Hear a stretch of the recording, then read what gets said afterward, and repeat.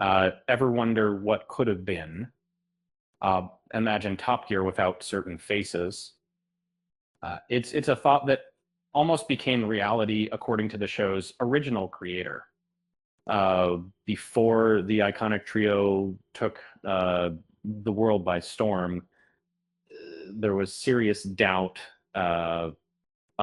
Please consider subscribing and hitting that like button if you enjoy hearing behind the scenes stories. Now let's rewind to the early 2000s. A reboot was needed and the search for presenters was on. One name initially on the chopping block, James May, believe it or not, the calm and collected May was almost rejected soon. The decision wasn't final, but the doubts were real. It took a chance encounter, a car launch, and a bit of persuasion from Jeremy Clarkson to change things. And Clarkson realized May would be the perfect counterpoint to his and Hammond's energy.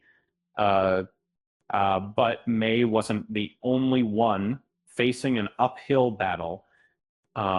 Richard Hammond's audition didn't exactly wow the BBC executives. It wasn't a stellar performance, to say the least.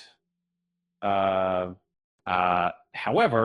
Hammond turned the situation around with a self-deprecating rant. He lamented how this underwhelming audition was typical of his entire career.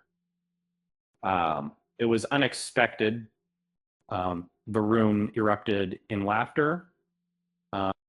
Jeremy Clarkson was nearly speechless. They knew instantly they had stumbled upon someone special, a true keeper. It was a gamble that paid off. The pressure was on after the first season.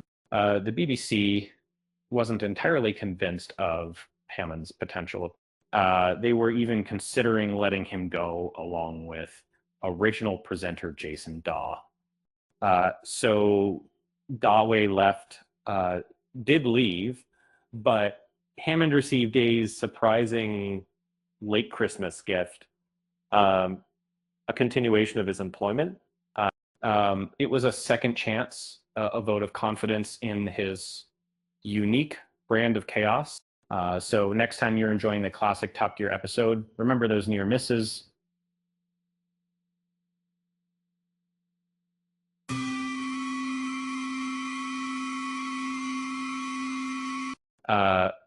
It's amazing how close we came to a very different motoring show.